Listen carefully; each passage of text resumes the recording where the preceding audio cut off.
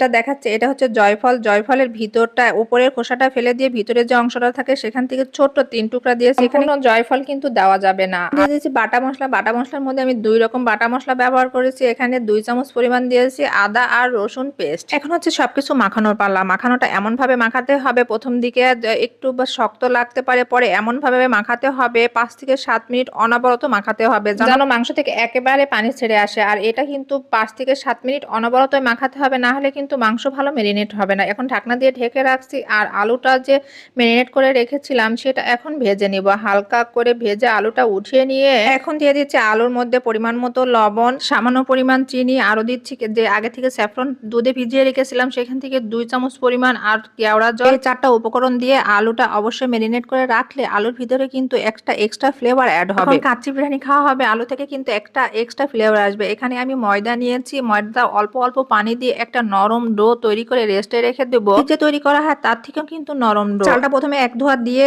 ভিজিয়ে রাখতে হবে 1 ঘন্টার জন্য। এই প্রত্যেকটা স্টেপই কিন্তু ফলো করতে হবে, না হলে কিন্তু কাচ্চি বিরিয়ানি খেতে ভালো লাগবে না। এরই মাঝখানে আমার 1 ঘন্টা হয়ে গেছে। আমি পানি বয়েল করার পরে এখানে আমি দিয়ে দিয়েছি গোটা মশলা, এলাচ, দারচিনি, লবঙ্গ, জিরা, জয়ত্রী দেওয়ার পরে একটু পানিটা বয়েল করে নেব। আর লবণের পরিমাণটা একটু বেশি দিলে চালে কিন্তু যে লবণটা টানা ঠিকই টেনে নিবে। আরও দিয়ে দিয়েছি সামান্য পরিমাণ চিনি। আর ভাজা আলুটা এরই ফাঁকে আমি পানিটা ফোটাতে দিয়ে কাচ্চির উপর দিয়ে দিয়েছি সাজিয়ে। অবশ্যই মাংসের উপরে আলুটা দিতে হবে। এখানে দিয়েছি পেঁয়াজ বেরেস্তা, আরও দিয়ে দিয়েছি মাওয়া। এখানে অবশ্যই এই সমস্ত উপকরণ এভাবে সাজিয়ে দিতে হবে। কাঁচামরিচ ব্যবহার করছি এখানে কিছুটা, কাঁচামরিচের ফ্লেভার আসার জন্য এখানে আমি কয়েকটা কাঁচামরিচ ভেঙে দিয়েছি। পানি ফোটার এই ফাঁকে কিন্তু ঢাকনাটাও এইভাবে রেডি করে নিতে হবে, নাহলে চালটা পানি থেকে উঠানোর সাথে সাথে দিয়ে এভাবে সিল করতে গেলে কিন্তু দেরি হয়ে যাবে। আর পানিটা যখন একদম বক করে ফুটে উঠবে সেই সময় চাল দিতে হবে। চাল দেওয়ার পরে ঘড়ি ধরে 4 থেকে 5 মিনিট রাখলে চালটা রেডি হয়ে যাবে, কিন্তু চুলার আঁচটা কিন্তু হাইটে রাখতে হবে। চালটা পানি থেকে নামিয়ে নিয়ে এভাবে পানি ছেঁকে